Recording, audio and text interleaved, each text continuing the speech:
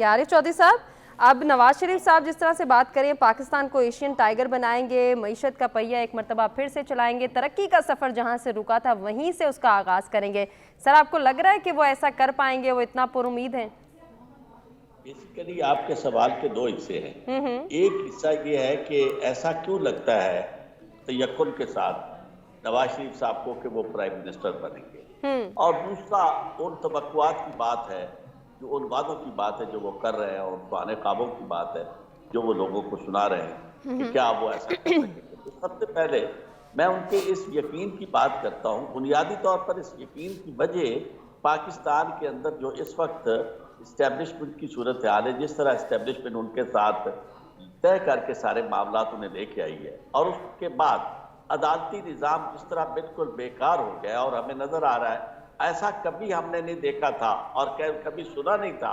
बहुत कुछ अपनी अदालतों के बारे में देखते थे, सुनते थे, लेकिन इस तरह की तकसीम और इस तरह के फैसले और इस तरह के अदालत में बैठ के इस तरह के कमेंट्स और यानी इंतकाम लेना लोगों से, अपने दुश्मनों से, ऐसा कभी हमने देखा नहीं था। तो इसलिए वो बिल्कुल पूरे यकीन के साथ है। उन्हें पता है कि चूंकि एग्रीमेंट हुआ है और उस एग्रीमेंट के मुताबिक वो वापस आए हैं, तो उन्हें तो वो जो कह रहे हैं, जहां जहां वो किसी को अगर कोई शहबाज शरीफ के खिलाफ खड़ा होता है नौजवान वकील, उसको उठा लिया जाए, उसको मारा जाता है, उसके घर को तोड़ दिया जाता है। जहां जहां जिसको वो चाहते हैं वहां औरतों के साथ तशद्दुद किया जाता है, घरों में हमले किए जाते हैं। तो इसलिए उन्हें पूरा यकीन है कि ये सारे का सारा निजाम इतना बेबस है, और लोग बिल्कुल बेचारे बेबस है कि जिस तरह ये चाहेंगे उसी तरह होगा। और क्योंकि उन्होंने कह दिया, हमेशा वो उनके कहने से आता है, तो ये तो उन्हें यकीन की बात है।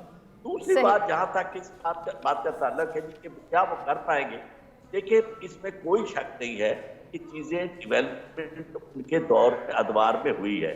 सड़कें भी बनी हैं और कई जगह यानी डेवलपमेंट हुई है, और ये डेवलपमेंट जो है वो ना होते तो तब भी होनी थी। अच्छा सर, ये बड़ी अहम बात आप कर रहे हैं कि अगर वो ना होते तब भी ये डेवलपमेंट होती। एक सेकंड, जी सर, फरमाइए सर, फरमाइए। क्योंकि डेवलपमेंट के साथ अगर हिस्सादारी ना हो, यानी पाकिस्तान जो है वो डिफॉल्ट के करीब अगर पहुंचा है, तो इस डेवलपमेंट में उस हिस्से की वजह से पहुंचा है जो हिस्सा यानी अमूमी तौर पर ज्यादा दिया गया है, कि पाकिस्तान को बहुत कम मिला है। और इस तरह के प्रोजेक्ट किए गए हैं जो बुनियादी तौर पर पाकिस्तान की हिम्मत से बाहर थे, और उन प्रोजेक्ट्स को करने की बुनियादी वजह ये थी कि उसमें सीधा सीधा बड़ी आसानी के साथ पैसा आ सकता था।